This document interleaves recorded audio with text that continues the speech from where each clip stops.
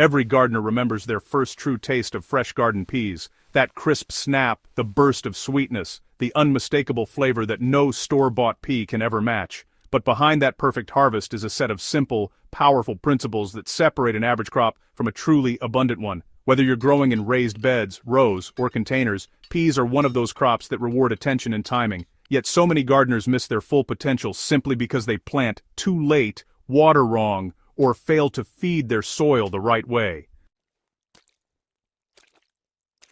Today we're going to fix that. I'll walk you through everything you need to know to grow peas the right way. From soil prep and seed inoculation to training, watering, and harvesting for peak sweetness. And when you apply these steps, you'll not only harvest more pods, but your plants will actually keep producing longer into the season. Let's dig in.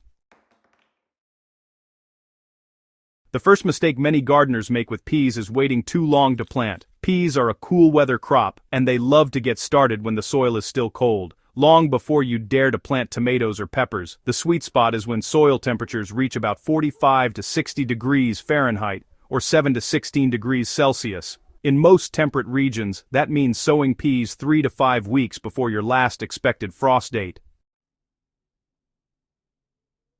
If your soil is still frozen or soggy, don't rush. Peas won't germinate well in saturated soil. Instead, wait until the soil can be worked and crumbles easily in your hand. Raised beds help here because they drain faster and warm up quicker than ground-level plots.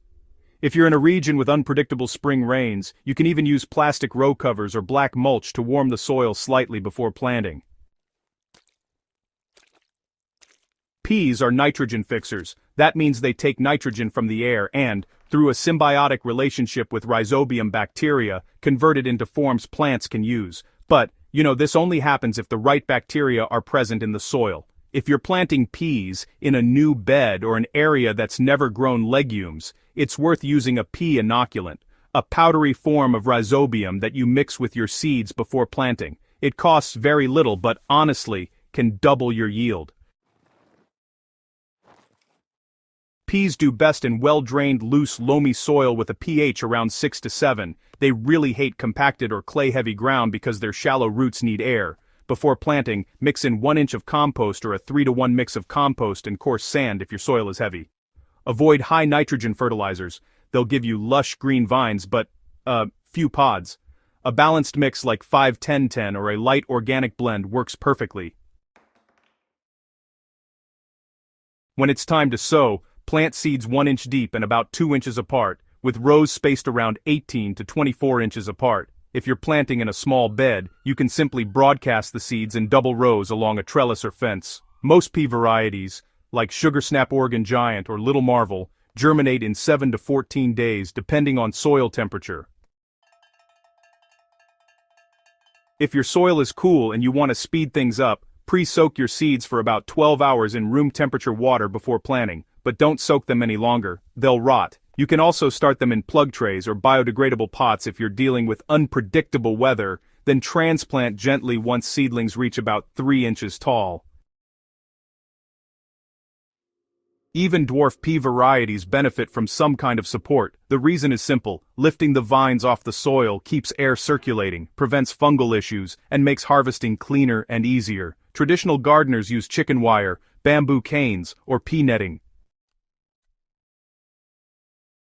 Peas like consistent moisture but never soggy roots. The trick is to keep the top 2 inches of soil evenly moist, especially during germination and flowering. Once pods begin forming, water deeply about once or twice a week, delivering roughly 1 inch of water per week total, rain included.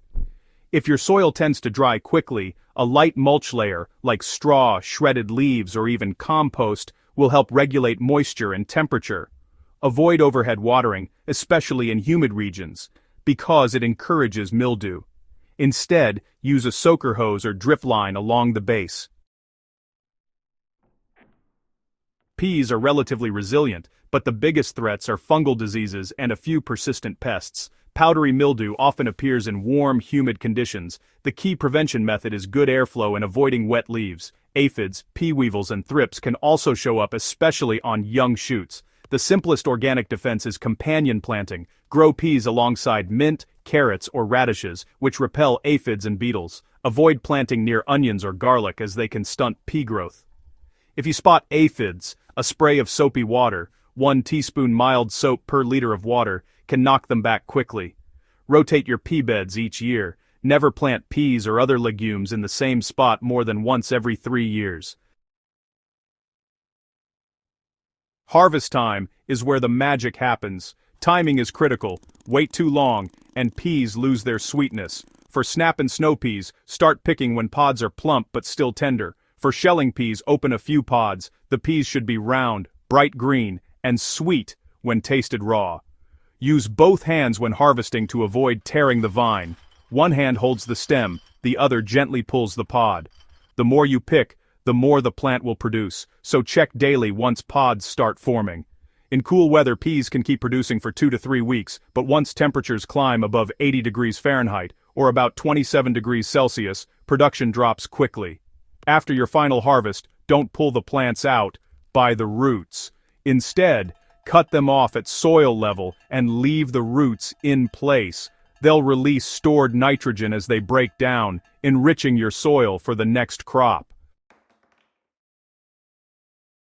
Growing peas isn't complicated. It's about rhythm and respect for the plant's natural cycle. Get the soil right, plant early, keep them supported and consistently watered, and they'll reward you with more pods than you expect. The best part is how sustainable they are.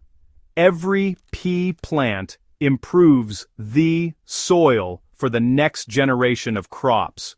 If you've been buying peas at the store, growing your own will completely change your standards. Once you taste the sweetness of a fresh-picked pod, you'll understand why peas are one of the oldest cultivated crops on Earth, and why every serious gardener should grow them. If you found this guide helpful, make sure to subscribe to the Sciol Engineer channel, and share this video with a friend who loves growing real food. Let's keep building gardens that feed both the soil and the soul.